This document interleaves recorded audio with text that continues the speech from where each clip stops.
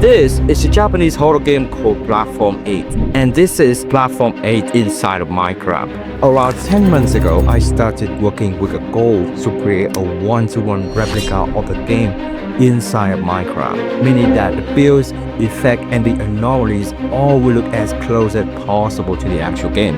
And trust me when I say this, when you spend that much time creating something, you already know that this won't be an easy task.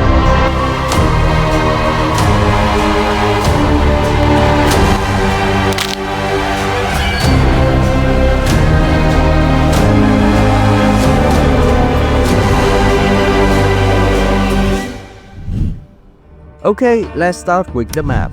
In Platform 8, you are trapped in a constant moving train and your job is to survive the strange events called anomalies.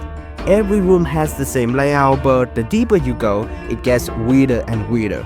Since all rooms are the same, I would just have to make one room really quick and then duplicate it. Sounds easy, right? Well, not really. My first attempt was to recreate a map using vanilla blocks and I did my best on it, but yeah, it sucks completely. So I took a different approach and tried using display entity. If you don't know what that is, just type this command with the name of the block you want and it will spawn an entity with that block shape. The only problem is that building the whole metro with commands like that gonna take ages to complete. So I downloaded Axiom mod, which has the features that helps create a much faster, but it was still a pretty slow process for the amount of entity I had to create. So I decided it wasn't going to work. I was desperate to find a faster method, and after a lot of research, I finally found what I wanted. A website named BD Studio which allowed me to create a display entity faster than ever. You just click, copy, paste the command, and boom, you have it. This is it, the metro is going to look crazy this time. So with that, I spent the next week building the whole thing with my new method. I was pouring 12 to 16 hours each day and even have to work on my phone right out with my girlfriend just to get to this. And you might be wondering, what the f this? Yeah, I know, it's still missing some texture pack and shaders, so let's get it over with now. For the texture pack, I decided I would do the block myself, then give it to ChatGPT and make it a more realistic look. And yes, it actually did it pretty well. So with that, I did a metro, the seat, the door, the light, the detail, the poster, and this useless NPC as well. Oh yeah, this is now looking really cool. But it's still missing some final touches, so time for the shader. To get that really realistic look from the game, I ended up using a ray tracing shader named Iteration RP that matched the vibe of the game pretty well. And then I just set the time to midnight so it's not so bright. I also added these door handle with wiggling animation to make it more immersive, and then duplicate them for the whole room. And with that, I finally meticulously built a one-to-one replica of the Platform 8 metro design. The first part of the project is completed. This is where things get a little bit more interesting. First, let's split up some basic game mechanics we will be making. There's a door which opens smoothly, the effects at the start of the game, the camera movements, and some final touches like sound effects for example. Alright, the first thing I need to do is allow the player to go from one room to another. So I need to code this door which would do exactly that, and after getting some help from people in the command block community, I knew what I had to do. So I started by placing 2 glass blocks at a door frame to block players from going through it. Then I make a command that if the player right clicks on it, the door will disappear and come back automatically after you go through it. Now just switch the texture and there you go. But the movement is still very harsh, so I make another command that makes the movement run in a very smoothly way. Oh, and before I move on to the next step, I duplicate the room to have 16 in total, as in Platform 8, there are 8 rooms with anomalies and 9 empty ones. Now let's do this cool effect at the start of the game, which is basically a black screen with this Japanese speak that start playing. まもなく8番乗り場に電車が参ります。 For the black screen effect, I will need something that if the player is wearing, his POV is changed. And the best item for it is called Pumpkin. But it's not fully black, so I had to change its texture in a custom resource pack I made before. This is getting really good. Now I just had to get these Japanese speak inside Minecraft, and the best way to do this is by simply record it from the original game, then play it in Minecraft using command block. And after doing it, this is how it looks like.まもなく Great! Now I just gotta set up the timer that puts card pumpkin on a player whenever they push this button, and it will play the speech. Then I make a system that once the speech finishes, it will take the card pumpkin off.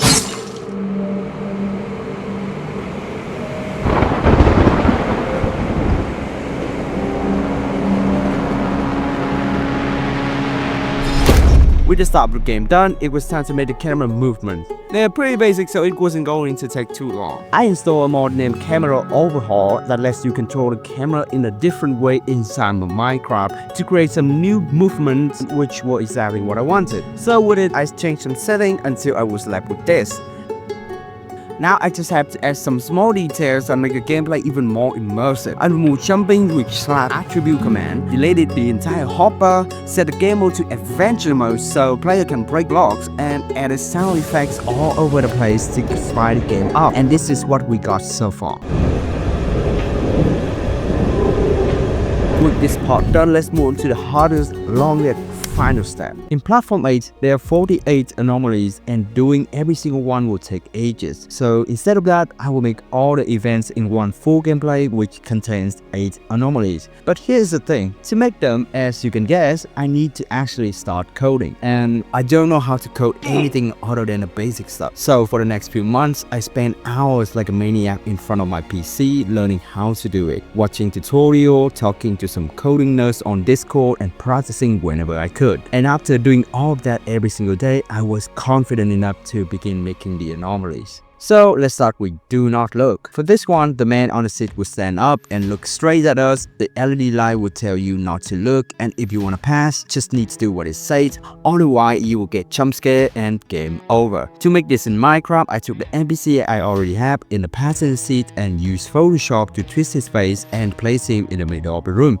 There we go. Now I just need to make it so if you stand at a specific distance looking at him, he will catch you just like in the real game. To do this, I set up this command that will detect whenever a player in the 13 blocks range looks at his eyes. This makes it so that you can look at his left, but if you look anywhere above, you will be too. Then I just added a command to teleport you to him if you end up looking. Added some extra things and we are finally done. Now, let's move on to the second event. After entering the room, you will see the lights flashing and hear a sound of the train stopping at a station. The windows are filled with this very dense fog, but you will see the signs outside the metro, while the LED lights say do not get off. Now, you have two choices. The first one is that if you get off the metro, you will be trapped in this infinite field with this creepy atmosphere, left to wander forever. The second is that if you wait a little bit and not get off the metro, the door will close and the train will start moving after some time, allow you to go to the next room. Alright, let's make this in Minecraft. To make the metro stop is pretty simple. Just create this command to play a sound similar to the metro stopping while the doors opens at the same time. So for the first option, I started by making a giant field. After marking everything with vanilla blocks, I went to BD Studio once again to make the station with display entities. Then just gotta use some blocks to make a hitbox for the display entities since they don't actually have one, meaning the player can go inside of them just like if it's air. The texture was not matching, so after a little bit sections of Photoshop, I got what I wanted. Now it looks fantastic. Alright, I already have the field, but I need to somehow make people walk forever. So for that, I will do just a little trick. Basically, I set up a command that will teleport the player about 400 blocks backwards if he goes too far. With the length of the field and the massive fall, it will be pretty hard to actually notice that you have been teleported. Then, to give it a more realistic feeling of a train arriving at the station, I added this sign that will slowly move back. Now, let's do the second option. I started by adding a timer to count whenever the metro stops and the door opens. It will count for about 10 seconds just like in the actual game. After that, the door will close and the sign will begin moving backwards to create a feeling of a train moving. Then the fog starts to disappear, the camera will start shaking once again, and after about 10 more seconds, the exit door will open and you can move on to the next room. Damn, this is pretty much perfect now. And by the way, this event was quite a pain to make, so yeah, let's just go into the next one. Okay, mannequin events. I just placed a bunch of white NPCs sitting on every seat. It's literally that. They don't do anything at all. Not much else to say here. Alright, time to make do not look away. Bro, what? Is she high or something? Anyway, when you enter the room, this strange woman was standing on the left side of the room, shaking non-stop and making a tons of weird noise. If you stop looking at her, she will move and attack you. She's like those weeping angels from the movie, which means that she can only move if you are not not looking at her. If she catches you, well, you're done. So let's start with the NPC once again. I took the Alex player model and added a weird wine looking skin. For the shaking effect, I used the same method from the previous one, so it was pretty simple. Alright, now let's do the actual mechanic. And honestly, it's not any mystery. After turning the NPC into a hostile mob like a zombie for example, to make it not be able to move, I would just apply slowness effect to it.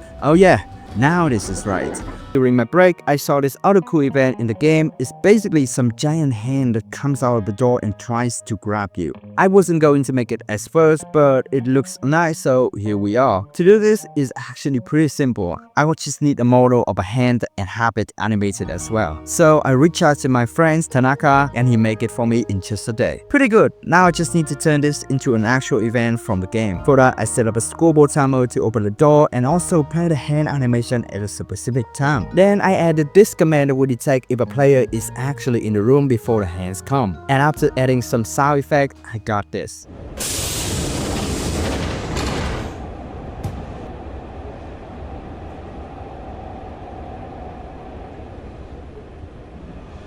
The fourth anomaly is called the passenger. As you enter in the room, you'll be met with many passengers, all of these weird faces and doing some creepy noises. If you get too close to them or touch them, they will give you a jump scare and you would die instantly. That's basically it. So let's make that event now. The first thing to do was to make the passenger, so I spawned a bunch of NPC and I placed them all in the same place from the game. To make the weird skin that they have, I will have to make the texture myself, so I downloaded some random skin on Google that are similar to them. Then I used Photoshop to twist their face and arms, giving it a creepy look. Now they look awesome. Okay, to make them shake, it's pretty simple. I just took the freezing effect that you get when you are inside a powdered snow and applied it onto them. Really nice. Now let's create this jump scare part. After making them face the player once we are close enough to them, I made another scoreboard timer once again to apply slowness effect to the player so the player can move at that time, together with the camera shake from the earthquake mod. Then to make the screen turn black, I used the same car pumpkin method from earlier.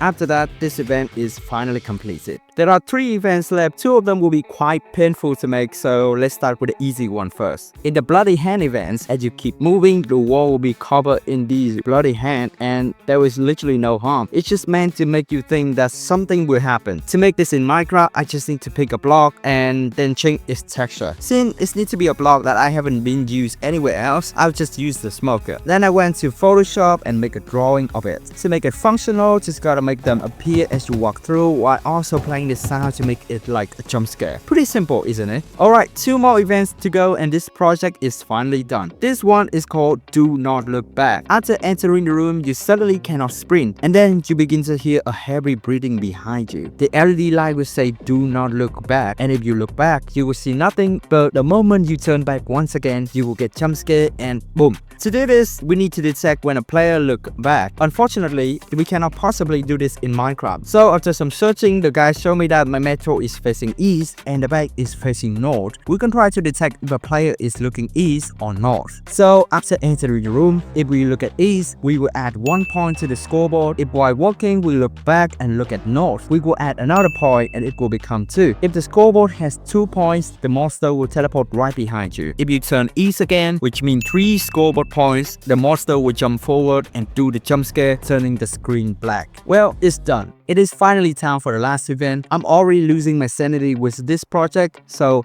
let's get it done. This is door already open. After entering the room, the door will automatically open. And you also hear some heavy breathing sounds. If you decide to keep going instead of waiting for a moment, a ghost will appear and then throw you to the start of the metro, killing you instantly. Alright, let's do this in Minecraft. First, I need to figure out how to make the animation of the ghost throwing the player away. Since I had little to no idea, I decided to ask on a command block server. The only problem is that most people in there are absolutely nuts when it comes to coding in Minecraft. And well, I'm nowhere near there. What happened is they told me that I used an explosion to knock the player back using a datapack. But since this is way too much for my brain, I decided to go with something more simpler. Basically, I will have an NPC holding a knockback level 30 stick. If you set it to hostile and place it in front of the door, it will attack you and launch you back whenever you get too close. But the logic animation is still absolutely shit, so I had to change a few things. So for that, I will bring back the camera overhaul mod from earlier, which changed exactly that. Now it looks way better, and after some change and addition, it's now looking like this. Awesome! The hardest part of this event is done, so the rest is actually pretty simple. To make the exit door open itself, I just set a command to detect whenever a player is close to it, then use that to play the animation. Then I make another command that will play a sound of heavy breathing if the player gets even closer. I recorded the sound from the real game, so it's very realistic obviously. With that, the event is done, and now let's see how it looks.